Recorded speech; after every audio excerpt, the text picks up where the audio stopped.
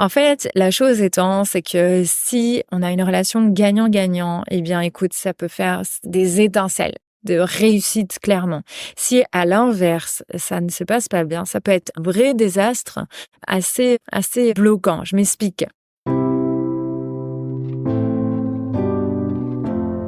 Salut, moi c'est Aurore. Moi c'est Nelly, nous avons créé l'agence de formation et de coaching esthéticienne performante. Et chaque année, nous accompagnons des centaines de ninjas esthéticiennes à la réussite. Notre devise, taffer, kiffer, performer. Nous te partagerons chaque semaine les bonnes pratiques et les erreurs à éviter. L'idée, c'est de t'apporter du soutien, te motiver et t'inspirer afin de mettre des paillettes dans ta vie de chef d'entreprise.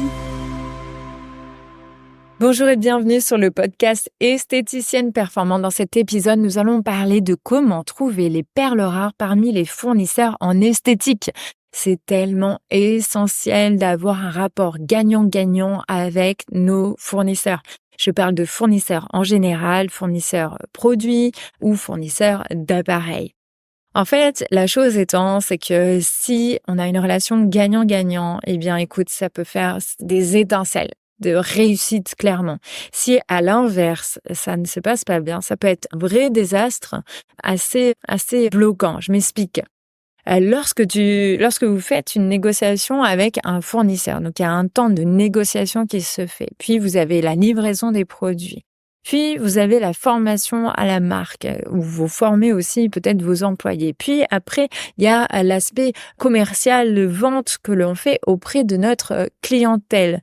Puis, déjà, c'est déjà pas mal. Et bien sûr, la communication au sein des réseaux sociaux pour la marque. Donc tout ça, ça se passe j'ai envie de dire, avec un effet boule de neige. Et puis, l'effet qu'on attend, c'est que, en fait, la cliente, on n'ait plus besoin de lui vendre à chaque fois les produits, mais qu'elle vienne, par elle-même, juste se réapprovisionner des produits au fur et à mesure, que ça soit tous les 2 mois, tous les 3 mois, tous les mois, peu importe.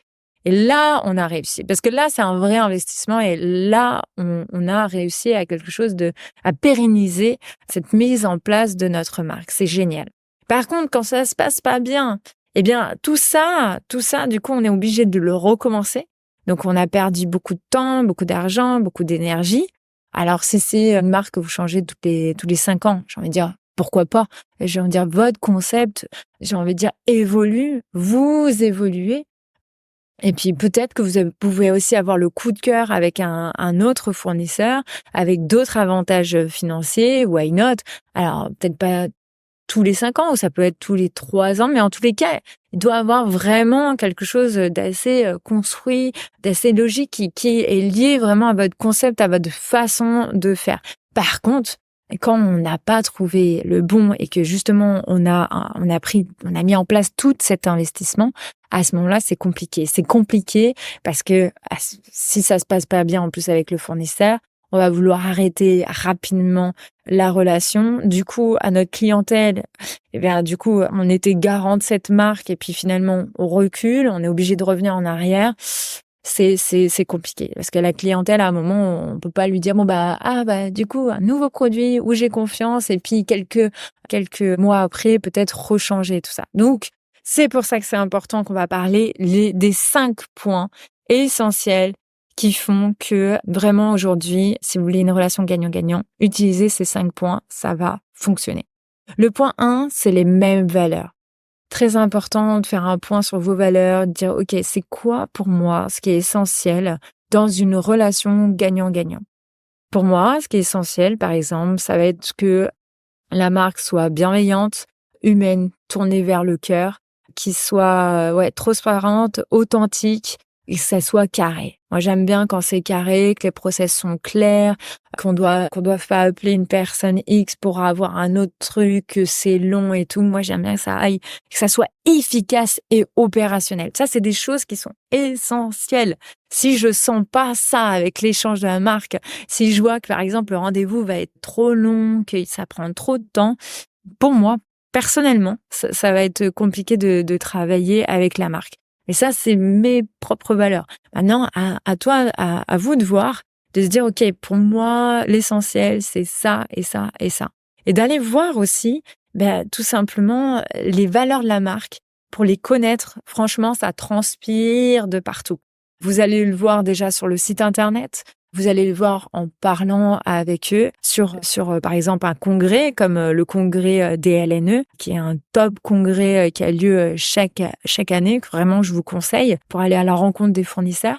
Et donc il y a cet élément-là, et il y a aussi bien sûr les avis, les avis. Allez voir les avis de cette marque. Alors sur des groupes spécialisés comme notre groupe ST des filles, qui est un groupe 100% gratuit sur Facebook où on peut échanger sur les marques. Et ça peut être intéressant justement de voir ça.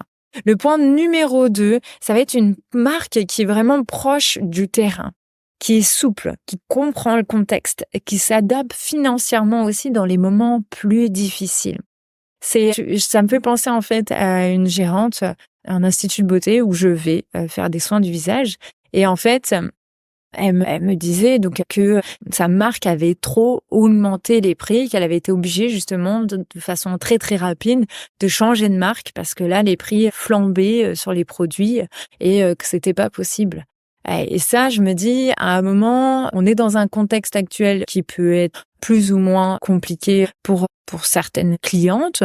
C'est clair que d'augmenter drastiquement les prix et en analysant la zone de chalandise où elle est, cette gérante, là, c'est un non-sens. Il y a un non-sens qui se fait. En tous les cas, il n'y a pas une adaptabilité qui se fait sur le contexte, quoi. On a plus l'impression qu'ils ont réfléchi ça au niveau du siège en se disant du coup c'est compliqué au niveau des prix, donc du coup on va augmenter grave le prix pour pouvoir continuer à faire une marge intéressante et tout. Alors oui, franchement ça se défend. Je vais pas enfoncer cette marque, pas du tout. Ça se défend. Bien sûr qu'on doit faire de la marge. Tout le monde doit faire de la marge. Mais à un moment, quand vis-à-vis du contexte, vis-à-vis de la clientèle, vis-à-vis de sa zone de chalandise, vis-à-vis de tout ça, si tu augmentes trop les prix, à un moment, les clientes, elles vont pas consommer, même si elles ont confiance en la marque, mais il y a un prix psychologique qu'elles vont pas forcément atteindre. Alors attention, ça dépend de votre zone de chalandise, ça dépend de votre clientèle, ça dépend de vos expertises. Donc tout ça, c'est vraiment à nuancer par rapport à votre contexte. Mais une marque proche du terrain, ça, c'est essentiel, qui vous écoute, qui écoute les feedbacks, où il y a limite une co-création qui se fait. Ça, c'est important. Le point numéro 3, ça va être une marque qui a une vision long terme. Un plan marketing aussi pour que vous puissiez prévoir. Ça, c'est tellement important. Si une marque, elle vous dit, voilà, écoute, de juin à juillet, voilà comment ça va se passer. Moi, je te propose de prendre tel pack pour mettre en avant, par exemple, ta Saint-Valentin, mettre en avant la fête des mères. Que, en fait, tout ça, c'est énorme parce que ça vous fait gagner du temps, mais à fond. Ça vous fait comprendre qu'aussi que la marque est force de proposition, même si, clairement, on ne doit pas faire du copier-coller de la marque. C'est votre concept, c'est votre façon de faire les choses, mais en tous les cas, il booste et il vous amène avec des propositions, avec des packs intéressants. Le point numéro 4, et c'est le dernier point que je vais dire aujourd'hui, mais en vrai, on pourrait en dire encore plein. Ça va être vraiment la force de vente, l'animation de ce que vous propose en fait le fournisseur.